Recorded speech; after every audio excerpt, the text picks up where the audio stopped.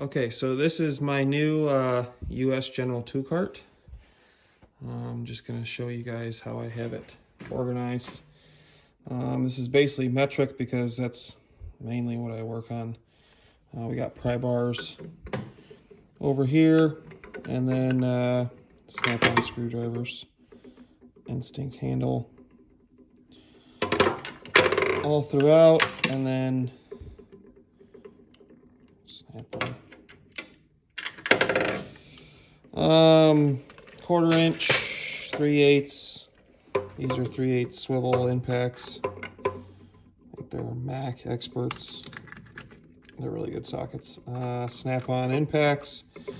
And then I think these are just Tecton impacts 1/2 inch. Then ratchets. These are the two main ratchets I use. Flex head snap-ons. And then this is just standard 3/8 sockets that I use here and there. And then oil filters, wrenches. And then an 18-inch 3/8 ratchet. And then Allen's swivels. And then okay, moving into this drawer, I have a pick set and then smaller 1/4 inch ratchet. Extensions, 3/8 drive, more ratchets. This is 1/4 inch extensions, and 1/2 inch Torx extensions. So put these on there when you put a wheel on, and it usually sets it to whatever they're set to. Matco, I believe, makes them.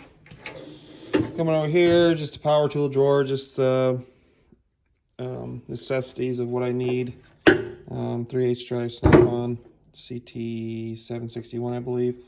Ratchet, and 1/4 inch hex. Milwaukee. Just a plier drawer. Just bare minimum because I have this box over here. So this is just kind of what I really need and use all the time. I'm still trying to get used to these drawers. Wrenches. Still just metric. I have my standard wrenches in the other box. This is a torque wrench, digital. And then Mac air impact, and then Milwaukee high torque. And this is a brake tool.